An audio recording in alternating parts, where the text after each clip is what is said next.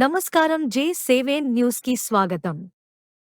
స్నేహంగా మెలగాలి, ఉత్తములుగా తయారవ్వాలి. ప్రిన్సిపాల్ లక్ష్మీనారాయణ దుబ్బాక. కొత్తగా కళాశాలలో చేరిన విద్యార్థులు, సీనియర్ విద్యార్థులు స్నేహంగా మెలుగుతూ మంచి మార్కులతో ఉత్తములుగా తయారు కావాలని దుబ్బాక ప్రభుత్వ జూనియర్ కళాశాల ప్రిన్సిపాల్ పి లక్ష్మీనారాయణ అన్నారు.